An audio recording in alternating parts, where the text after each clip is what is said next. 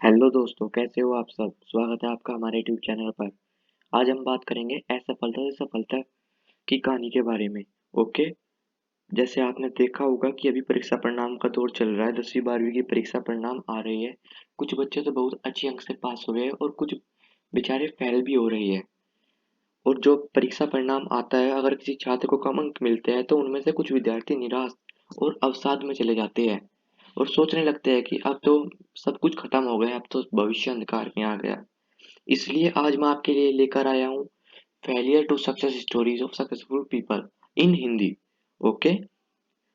ऐसे विद्यार्थी जो अच्छे मार्क्स लाते हैं तो वे तो बहुत खुश हो जाते हैं क्योंकि उनकी मेहनत रंग लाती है, लेकिन उनका क्या जो बहुत कम मार्क्स लेकर आए या फेल हो गई है, वो कैसे अपने आप को पास वो कैसे अपने आसपास के माहौल को फेस करेंगे, दूसरे लोगों को क्या जवाब देंगे, लोग क्या कहेंगे। ऐसे ही अनगिनत सवाल उनके दिमाग में घूमते रहते हैं जब कोई स्टूडेंट अपनी फाइनल एग्जाम में फेल हो जाता है।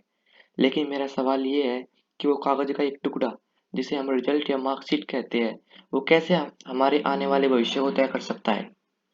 शिक्षा बहुत जरूरी है, लेकिन ऐसा नहीं देखा कि 95% मार्क्स लाने वाले को बहुत बड़ा आदमी कहते हैं और यह बड़ा होकर मालिक बन जाता है, और जो 50-60% लाने वाला है वो छोटा आदमी या नौकर ही बनेगा।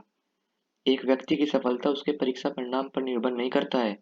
हो सकता है कल वो 50-60% लाने वाला व्यक्ति अपनी काबिलियत की बदौलत एक बड़ी कंपनी खड़ी कर दे जिसका एनुअल टर्नओवर लाखों या करोड़ों या उससे भी कई गुना ज्यादा अरबों रुपए हो, और उसी कंपनी में दूसरा 90% मार्क्स लाने वाला स्टूडेंट नौकरी के लिए इंटरव्यू देने गया हो। तो आप बताइए कि बड़ा कौन हुआ। चलिए शुरू करते हैं हमारी स्टोरी। Thomas Alva Edison. आपने सभी ने ये नाम सुना होगा। चाहे आप विज्ञान से संबंध रखते हो या ना रखते हो, आप इनको जरूर जानते होंगे। इसी वजह से हम सभी प्राणियों को प्रकाश जैसी बड़ी सौगात मिली है। यह एक महान वैज्ञानिक और इसके साथ एक बड़े बिजनेसमैन भी थे।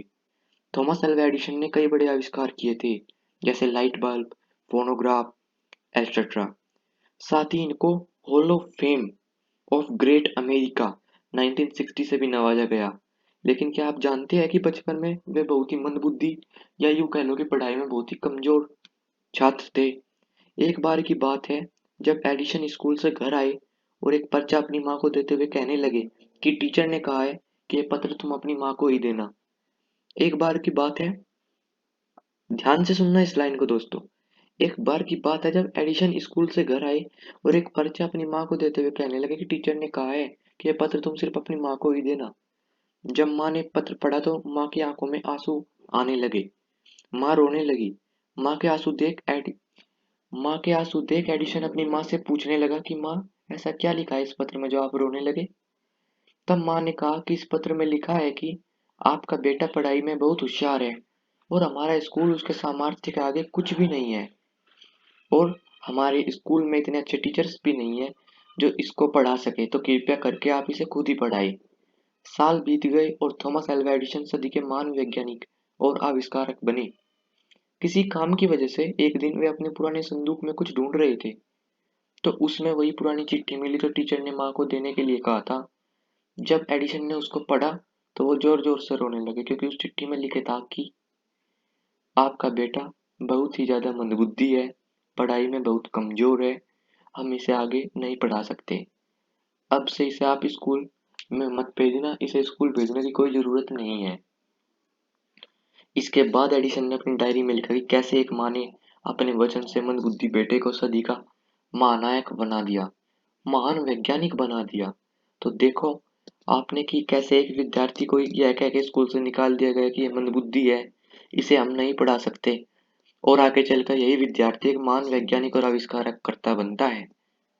थॉमस एल्वा एडिशन का एक कथन बहुत ही फेमस है, आप सुन लीजिए। I have not failed, I have just found 10,000 ways that won't work. मतलब कि मैं सफल नहीं हुआ हूँ, मैंने तो 10,000 तरीके ढूंढे हैं जो काम नहीं करते हैं। इसलिए दोस्तों, बड़ी से बड़ी मुसीबत को भी आप पार कर सकते हो। कभी भी अपने आप को असफल मत सोचना, क्योंकि असफलता ही सफलता की कुंजी है। अगर आपको ये वीडियो अच्छी लगी तो वीडियो को लाइक करें, शेयर करें, चैनल को सब्सक्राइब करना मत भूलें।